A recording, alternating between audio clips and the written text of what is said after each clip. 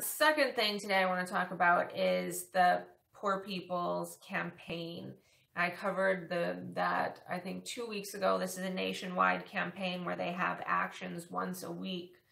And what happens when people go out in public and say, hey, look, we want a living wage. We don't have enough money to survive. I have 2 jobs and I'm still on food stamps and I can't support my child.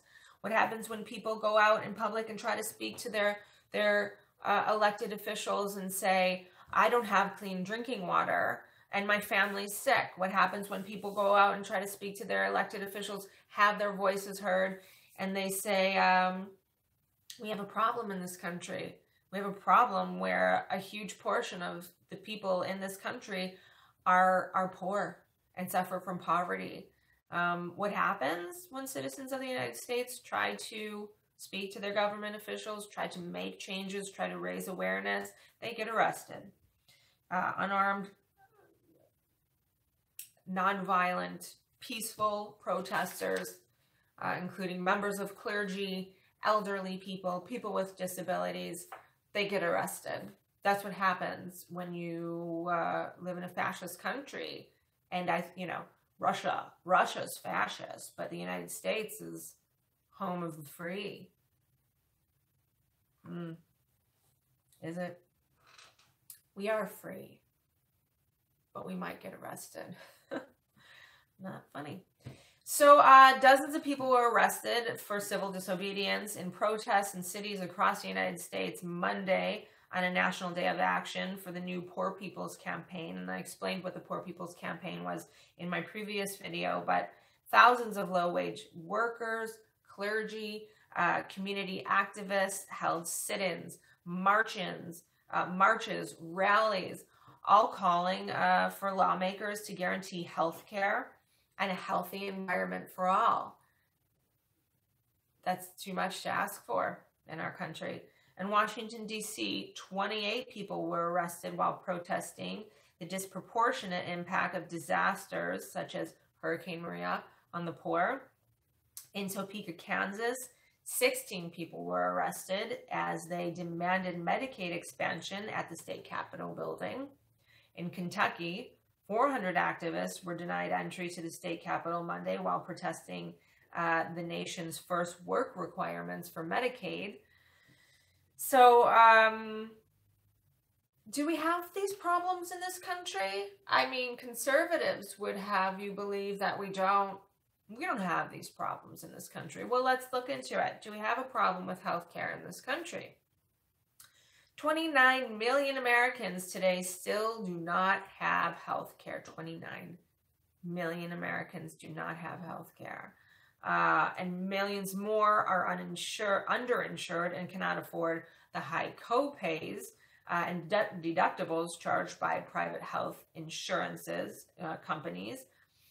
According to Gallup Share Care Wellbeing Index, the number of Americans without health insurance increased by $3.2 million during President Trump's first year in office. The 1.3 percentage point increase in the uninsured rate was the highest increase seen since 2008, 2 years before Obamacare became a law.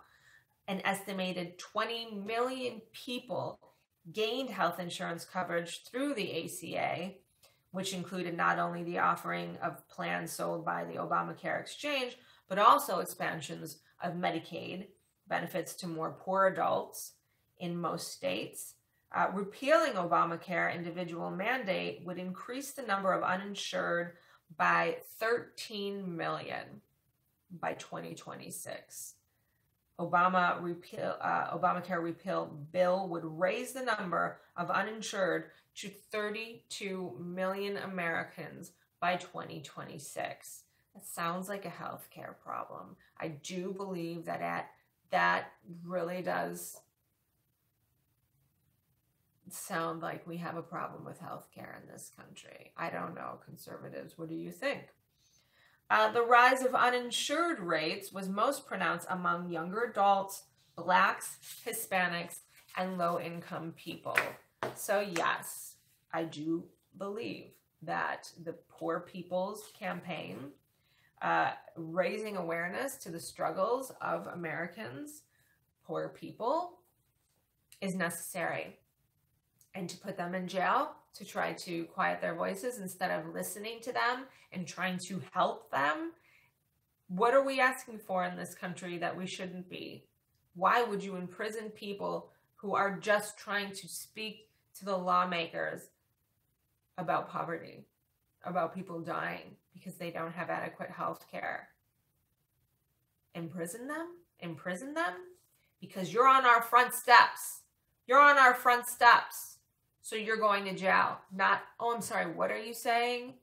You have a family member who died because he couldn't afford insurance. He couldn't afford chemo. So he died. You have a son who can't afford his chemo. And you don't know how you're going to pay for it. Let me speak to you. Let me solve that problem for you. Let's all work together. Hey, senators, congressmen, let's figure that out, because there's people in our country who are dying because they can't afford health care. No, instead, let's arrest them because they're standing on our front steps, because they're in our hallway, because they're in that park. Do we really have a problem in the environment? Let's see. 13.8 million U.S. households cannot afford water. Federal assistance in local water systems is currently 74% below its peak in 1977. This has contributed to the inability of public water utilities to address failing and aging infrastructure, like lead lines. It has also prompted utilities to privatize their water systems. Private water utilities charge 59% more per unit of water than publicly owned water systems. Nearly 12% of the U.S. households face unaffordable water bills. Unaffordable water bills. Yet Nestle pays, I think, what, $200 for acres and acres of land to pull the water up out of the ground and then charge people $2 a bottle. Add that to the fact that they're sucking the water out of the ground, which is literally causing also more erosion and dust and wind, so that these forest fires are also spreading faster over the already dry foliage. But as long as Nestle is pumping that water and selling it for $2 a bottle, well, then that is a good economy. Screw the 12% of U.S. households who can't afford their water bills. And how about the ones in Flint who face eviction because they can't afford their water bills and their water, which is poison, not only to drink, but to shower in, to wash their clothes in. They took the water pods out of Flint, yet Nestle sucks the water out of the ground for free and resells it for $2 a bottle. That is a good economy. In the United States, we are doing a good job, bang up job. I'm sorry, I'm like sarcastic today. Yes, tens of thousands of households, and this is back to, do we have an environmental problem in this country? Because the people who were protesting this week that got arrested said we have a problem in this country with, we want a better environment for all of us to live in, a healthier environment. So back to that. At least 4 million families with children are being exposed to high levels of lead from drinking water and other sources. Tens of thousands of households had their water shut off due to non-payment, precipitating homelessness, child removal, and a host of medical problems. Literally, these people cannot afford their water bills. The water is being shut off, and then they're coming and they're taking their children away from them, saying that they're living in unsuitable living conditions. And yet these people are getting arrested for trying to fix this situation. Poor rural, I can never say that word. Poor communities face the additional problem of lacking access to piped water and sewage systems. And I know this for a fact. My friend who lives in Arizona on a reservation, they don't have piped water going to their house. They have to travel to get their water. And unfortunately, that water is also contaminated with uranium, like dust from the old uranium mines. So there's another reservation near Bears Ears in Utah. A friend of mine goes out there. He has a water system that he also took to Puerto Rico that actually cleans contaminated water. He's doing this, you know, the government's not helping him do this. He's doing this with the money that he's raised to help the people on the reservation have clean drinking water. So, yeah, poor communities face an additional problem of lacking access to piped water and sewage systems. They don't have it there. Of the 20 counties with the highest percentage of households lacking access to complete plumbing, 13 had a majority Native American or Alaskan Native population. But that's what we do, right? We ignore the people who have the smallest voice. It's not the rich people, you know. If you were in a high-rise apartment in the condos in New York City and they didn't have their water was shut off for one day, that shit would be all over the news and it would be fixed within 24 hours. Yet the people in 13 counties, Native American and Alaska Native American, lacking access to complete plumbing in the United States, no one hears about it and no one's trying to fix it. The U.S. is the world's largest producer of both gas and oil. As the rest of the country signs the climate agreement, the rest of the world signs the climate agreement, and they're all taking actions to, not all, but they are taking actions to move towards renewable energy. Not the United States. No, we're increasing our use of oil and gas, and we're increasing fracking, and we're trying to push coal at this point. Since 1998, there have been 5,712 significant oil and gas leaks or ruptured in the United States pipelines. Since 1964, there were more than 2,400 spills from offshore drilling in the U.S. waters. Deepwater Horizon BP oil spill in 2010 accounted for 95% of oil spilled in the past 50 years.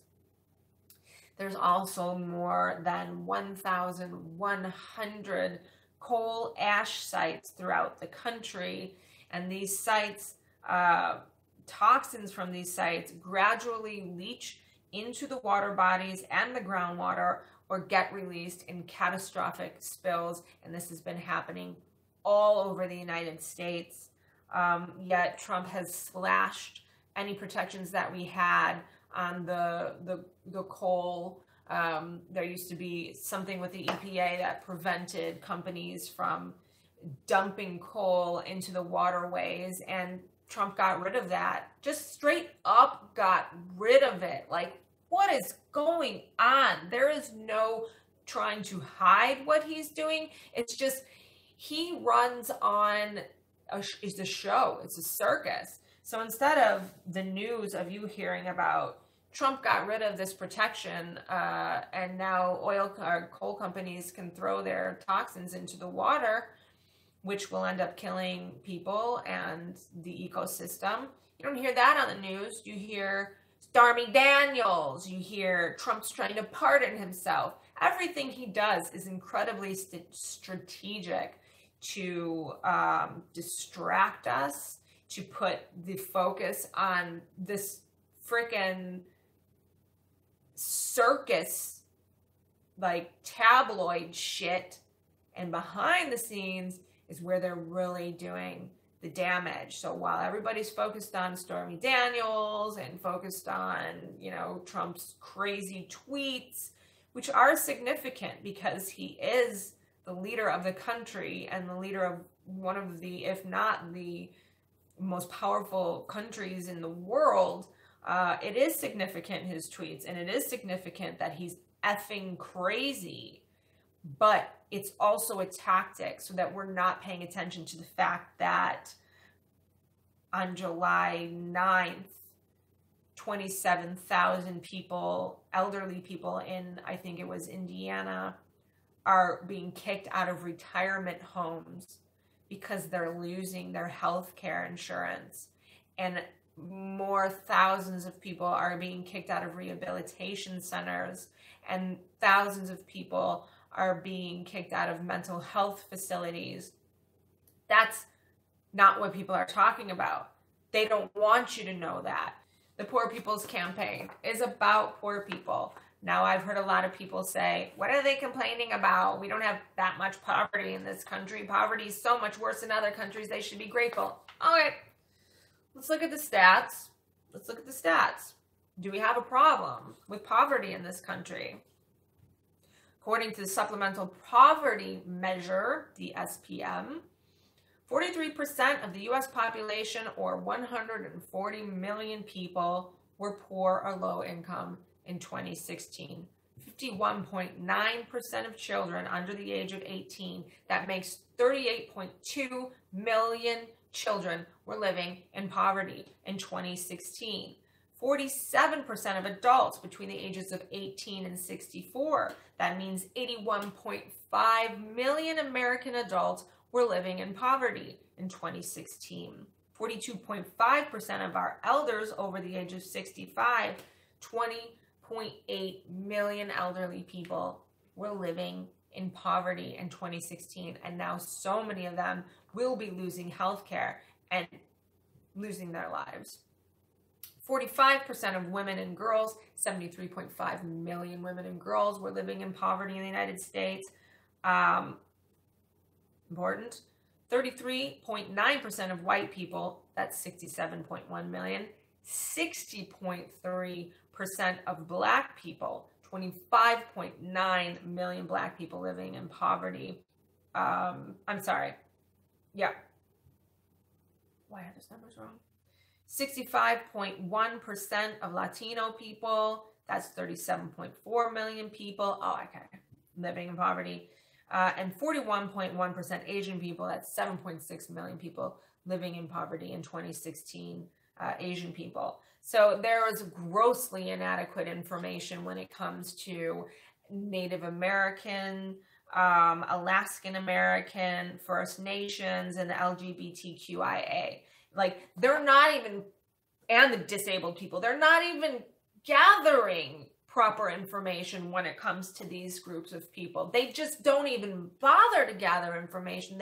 When it comes to this group of people, there's grossly inadequate information on poverty in these groups of people. But according to the existing information by the OPM, 26.2% of Native Americans were living below the poverty level. That's 1.7 million people. And 26.6% of people with disabilities were living below the poverty level. 5.3 million people with disabilities are living below the poverty level.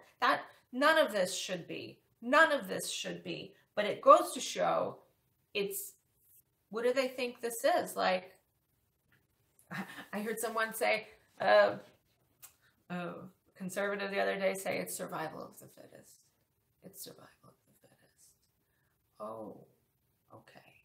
So because you were dealt a hand, you were born in a certain family, in a certain neighborhood, with certain blessings, it's survival of the fittest.